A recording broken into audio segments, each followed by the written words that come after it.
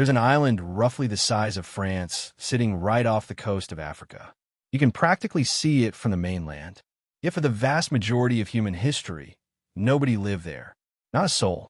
We settled the Americas, crossed into Australia thousands of years ago, built empires and sailed oceans. But this enormous island stayed completely empty until around 350 to 550 AD, when the first settlers finally arrived, not from nearby Africa, but from Southeast Asia, from the Indonesian archipelago, thousands of miles across open ocean. We know this from language rather than bones or ruins. Malagasy, the language spoken across the country today, belongs to the same family as languages spoken in Borneo and the Philippines. So even with an inhabited continent right next door, islanders from the other side of the Indian Ocean got there first. Bantu-speaking Africans followed in the centuries after, and Arab traders arrived as early as the 7th century, turning Madagascar into a busy stop on Indian Ocean trade routes. Tamil merchants from South India came too. So by the time Europeans showed up claiming to have discovered the place, it had already been a layered, multicultural world for hundreds of years. The first European to set foot there was Portuguese navigator Diego Dias, who bumped into the island in 1500. From then on, European powers kept coming. The Portuguese raided coastal Muslim settlements. The French built a fort in the early 1640s, and the British even dreamed big enough that a poet wrote verses about a prince ruling this golden isle. Reality was less romantic. Of 140 colonists sent by the British in 1644, barely a handful came back alive, with no gold or pearls, just a grim lesson in how brutal the island could be to uninvited guests. While Europeans fumbled along the coastline, powerful kingdoms were consolidating inland. The Sakalava Empire in the west, the Bet-Simisaraka Confederation briefly on the east coast, but the kingdom that would eventually swallow the others rose on the central plateau, the Mauryan Kingdom. In the early 1800s, King Radama I unified nearly the entire island with British backing, invited European craftsmen, welcomed missionaries, and even adopted the Latin alphabet for the Malagasy language. For a moment, Madagascar looked like it might become a fully sovereign, modern nation on its own terms.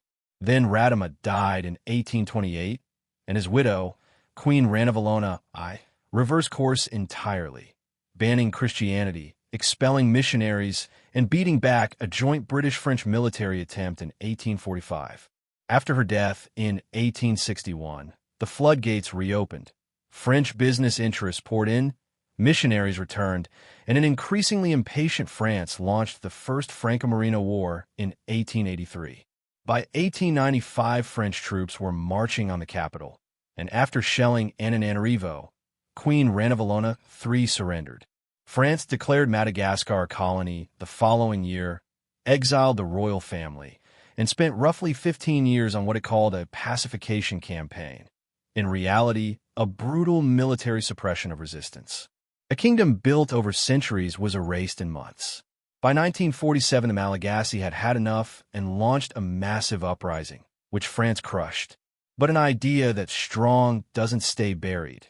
And just 13 years later, Malagasy leaders were at the negotiating table, voting for autonomy within the French community. On June 26, 1960, the Malagasy Republic was formally declared, with Philibert Tsiranana as its first president, an independent nation at last, sitting on one of the most extraordinary pieces of land on the planet. And it really is extraordinary. The island sits in the Indian Ocean off Southeast Africa, with the Comoros Islands to the northwest and Réunion and Mauritius to the east, close enough to Africa to feel connected, yet always doing its own thing. It's the fourth largest island on Earth, after Greenland, New Guinea, and Borneo, covering around 226,000 square miles.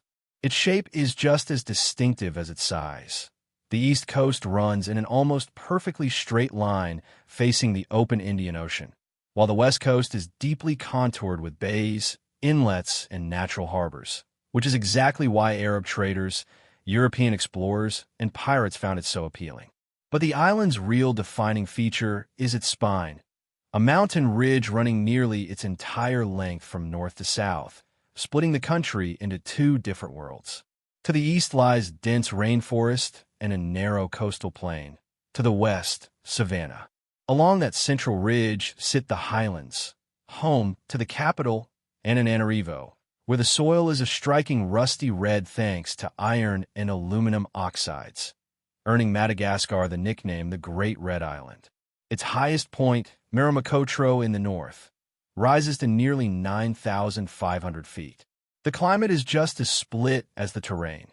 Hot, humid, and cyclone-battered in the east, near desert in the southwest, and cool, dry winters with stormy summers, and occasional frost at elevation in the highlands. If the word Madagascar makes you think of the animated film with a lion, giraffe, zebra, and hippo, you're not alone, but the real wildlife is the true star of the island. When Madagascar split from the supercontinent Gondwana roughly 85 to 90 million years ago, everything on it evolved in total isolation, and the result is that around 90% of its species exist nowhere else on Earth. There are no elephants or lions, but there are ancient baobabs, chameleons found nowhere else, over 100 species of lemurs, no snakes dangerously venomous to humans, and nearly 900 species of orchids. That ecosystem, millions of years in the making, is disappearing fast, torn apart by deforestation, agricultural fires, soil erosion, and climate change, and the economy is under similar strain. On paper, the ingredients for success are all there: rich soil, rare minerals, extraordinary biodiversity, and a tourism industry with huge untapped potential. Yet Madagascar remains one of the poorest countries on Earth. In 2023, its GDP was around $14.5 billion, but spread across roughly 31.2 million people. That works out to a GDP per capita of about $500 a year, not per month, per year. Growth has averaged only around 2% annually since 1961, though the last decade has been somewhat better, closer to 4%, with 4.3% recorded in 2024. The numbers have swung wildly along the way, from a peak of nearly 9.85% growth in 1979 to a collapse of minus 12.7% in 2022 during a severe political crisis, the kind of volatility that wrecks investor confidence for years afterward. Agriculture remains the core structural issue. Over 70% of the population farms, but most of it is subsistence level, growing just enough to feed the family with little left to sell. Rice, cloves, coffee, and vanilla are the main crops, and Madagascar actually produces the majority of the world's vanilla supply. Yet the farmers growing it often see very little of the profit. Mining offers more optimism, with significant deposits of nickel, cobalt, and ilmenite that experts expected to drive growth through 2024 and 2025, though whether that investment ever reaches ordinary Malagasy people, rather than just boosting export revenue, remains an open question. Madagascar has the resources and the potential. What it's lacked is the stability to build on them. What's never been lost, though, is culture. To understand the Malagasy, it helps to understand one core belief: the dead are not gone. Traditional belief holds that ancestors, the Razana, remain present and influential long after death, capable of bringing both good fortune and misfortune, which is why family tombs are often built with more care and expense than the homes of the living. This belief reaches its fullest expression in the Famadahana, or turning of the bones, where families exhume their ancestors' remains, rewrap them in fresh silk, and spend the day feasting, dancing, and celebrating together, essentially catching the ancestors up on family news. Far from being morbid, it's considered one of the most joyful ceremonies on the island, built on the idea that death isn't an ending, but simply an extension of life in a different form. Madagascar's cultural identity is just as layered as its history, with 18 major ethnic groups spread across the island. The Zafamanari, recognized by UNESCO as master wood carvers, the coastal Vizo, extraordinary fishermen who live on the water, and the Mahafali in the south, known for elaborately carved tombs that rank among the island's most striking artworks, among many others that make Madagascar one of the most culturally rich places on Earth.